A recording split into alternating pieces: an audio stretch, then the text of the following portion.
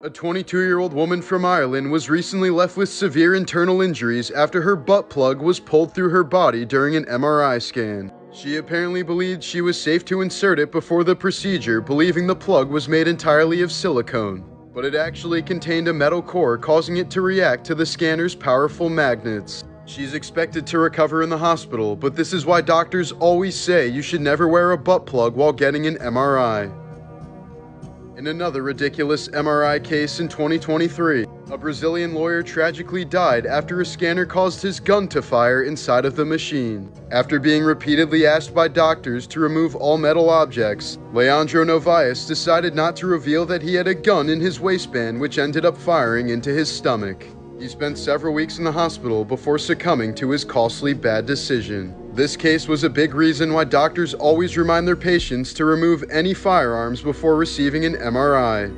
This was the last photo ever taken of Marco Siffredi, the first man to descend Mount Everest on a snowboard. He was attempting his second descent in 2002 when Sherpas urged him not to go due to bad weather conditions, but Siffredi ignored their warnings and was never seen again.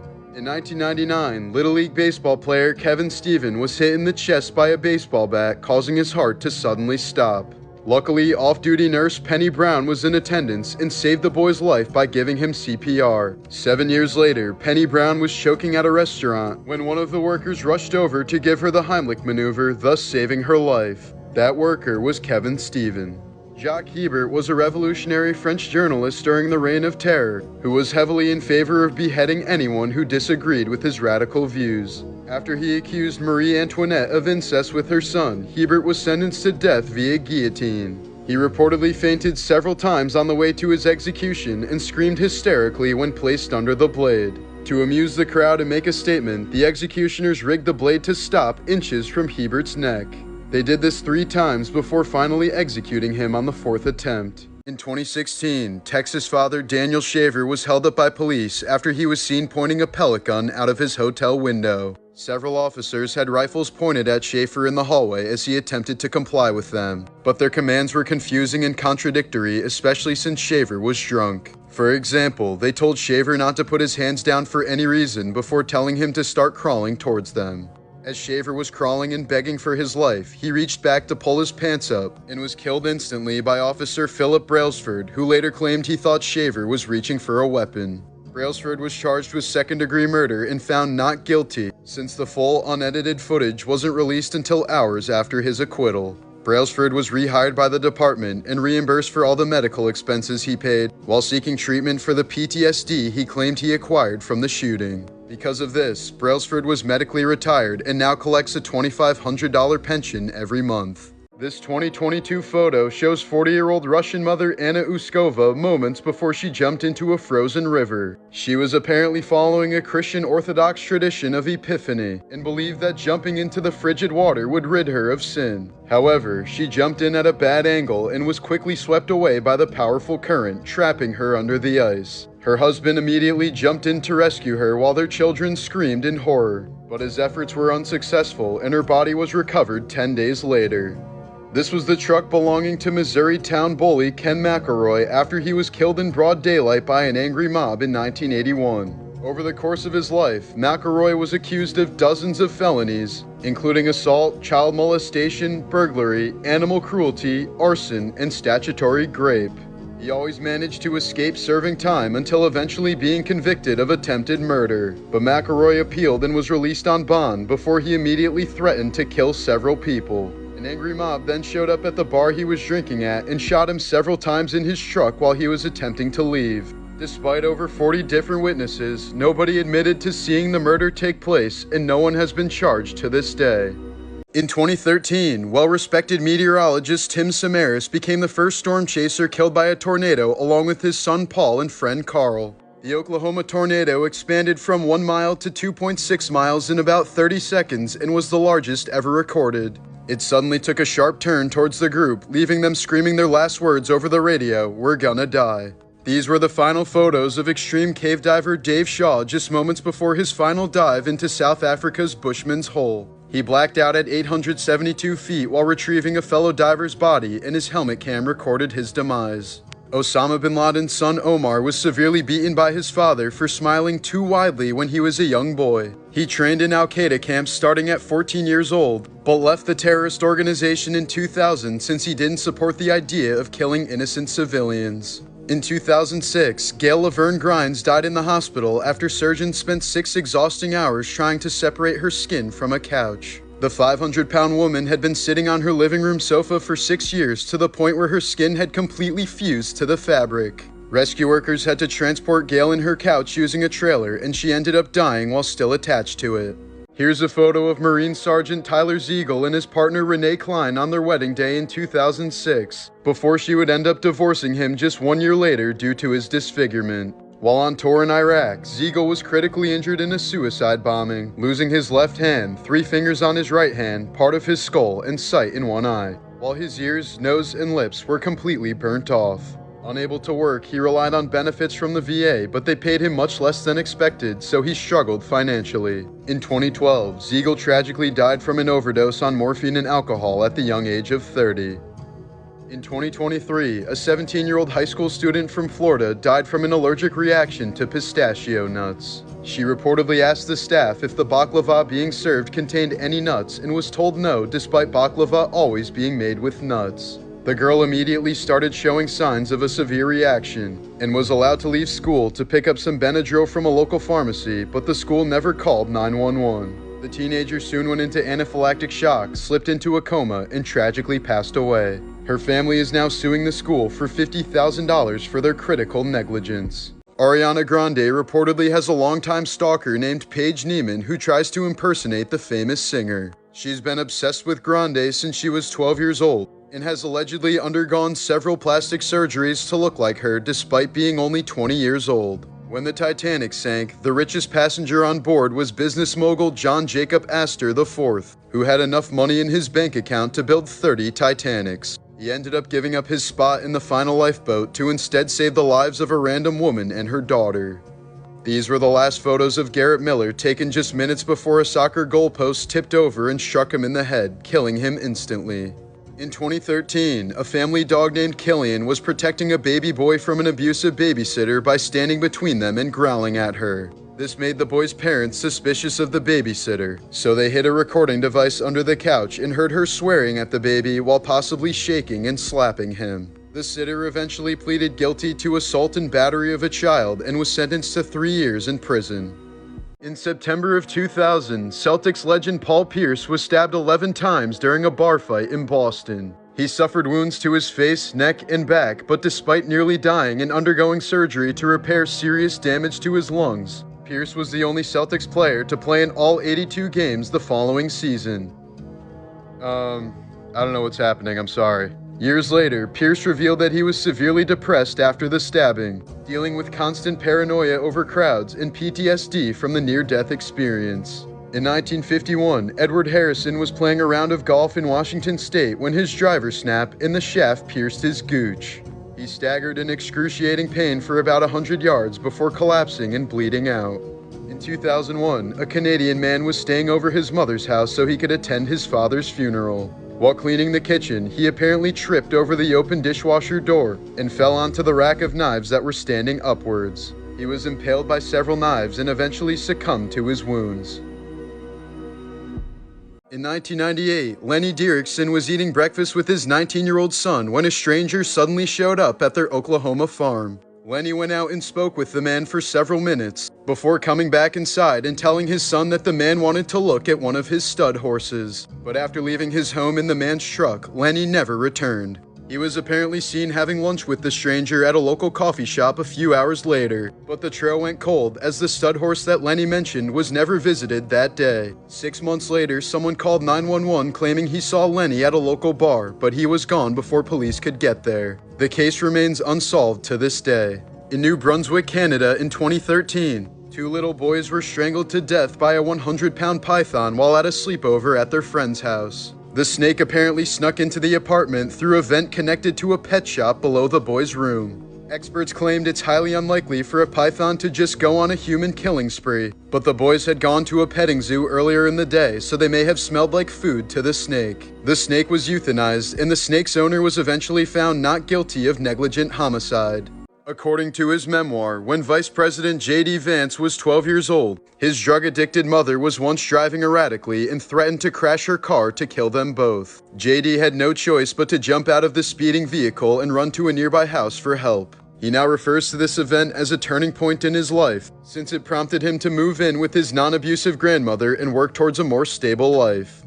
In the year 2000, Mexican woman Ines Ramirez performed an hour-long C-section on herself after suffering 12 hours of constant pain. Using a large kitchen knife, she made a 7-inch vertical incision and pulled the baby boy out of her own uterus. Despite no prior medical training, both Ramirez and her baby miraculously survived. In 1996, 16-year-old Travis Lewis pleaded guilty to the murder of Sally McKay. While seeking closure, Sally's daughter Martha visited Travis several times in prison and eventually forgave him for killing her mother. When he was released on parole 23 years later, Martha allowed Travis to move in with her and gave him a job as groundskeeper of her estate. But when she realized the man was frequently stealing from her, Martha fired Travis and kicked him out. Soon afterwards, Travis broke into Martha's home and stabbed her to death before drowning in a nearby lake while running from police. In 1996, a stalker named Robert Dewey Hoskins told Madonna's assistants that he would slash her throat from ear to ear unless she married him. He then jumped the fence at the singer's home before being shot by a bodyguard, but survived and was arrested. Madonna would later testify against Hoskins in court, saying she felt sick to her stomach just being in the same room with him and had recurring nightmares about him chasing her. After being deemed highly psychotic and extremely violent, Hoskins was sent to a mental hospital which he briefly escaped from in 2012. Just last year, a zookeeper from Uzbekistan was eaten alive while attempting to round up 3 lions that escaped from their enclosure. He apparently recorded the entire ordeal on his phone while attempting to impress his girlfriend, as his deathly screams could clearly be heard in the footage. Rescuers say they had no choice but to tranquilize 2 of the lions, while shooting the 3rd dead before finding the zookeeper's mangled remains. In 2013, a Swedish prisoner escaped from the facility because he had a severe toothache and was denied medical care. He broke out, saw a dentist who pulled out his tooth, and then turned himself back in.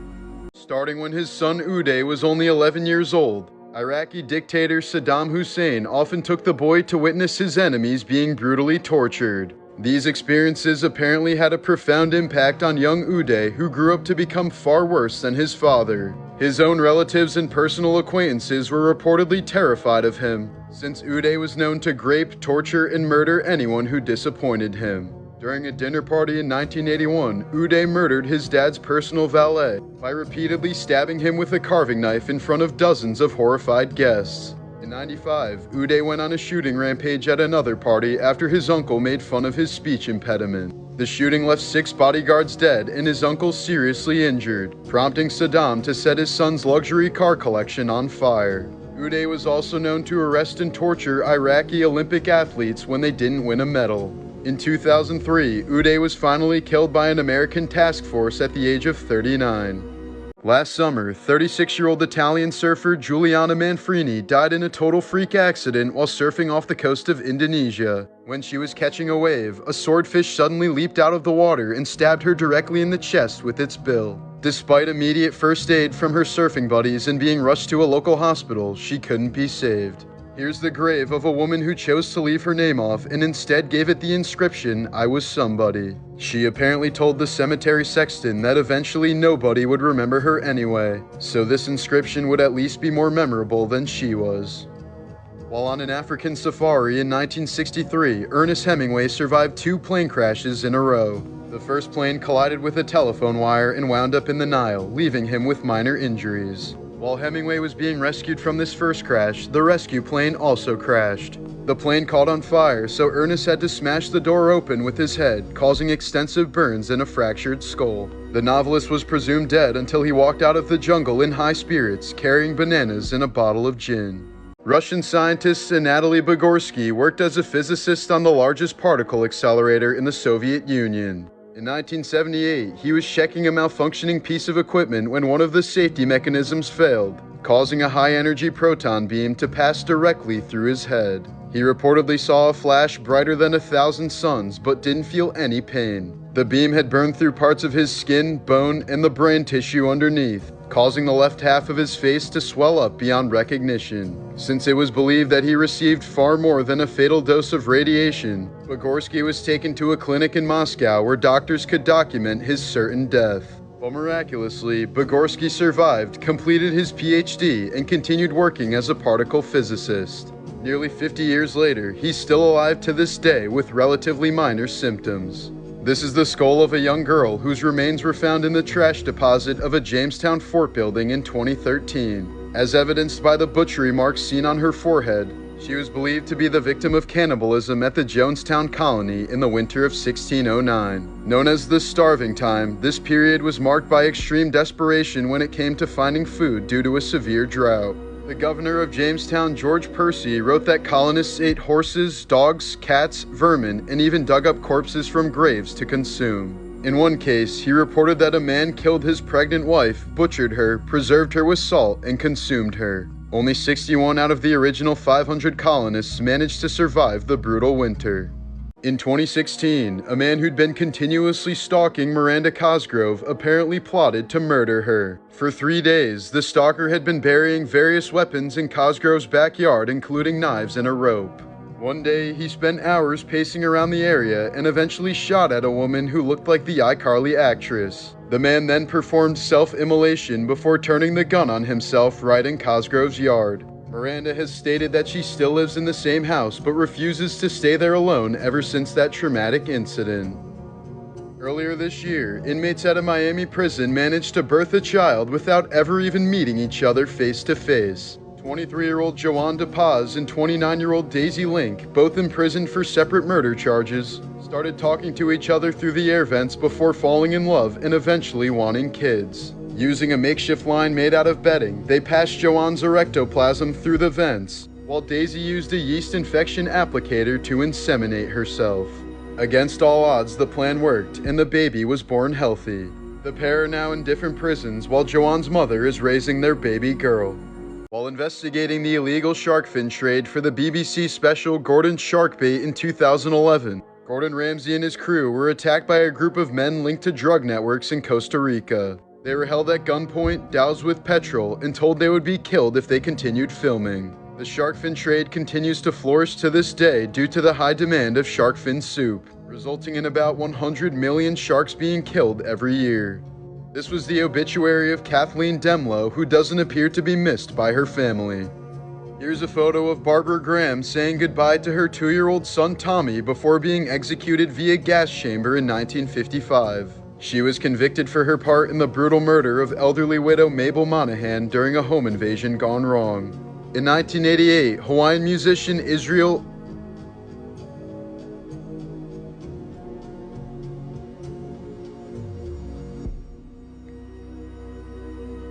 Kana'i Kamakawi Vole called the owner of a recording studio at 3 a.m. when he was so eager to record his new idea. Despite having obviously closed for the night, the studio owner agreed since Israel was such a nice guy. Within 15 minutes, they recorded his ukulele rendition of Somewhere Over the Rainbow in just one take. Sadly, Israel struggled with morbid obesity throughout his life, at one point weighing over 750 pounds. After enduring several hospitalizations due to respiratory and cardiac issues, the legend would end up dying of respiratory failure at the young age of 38.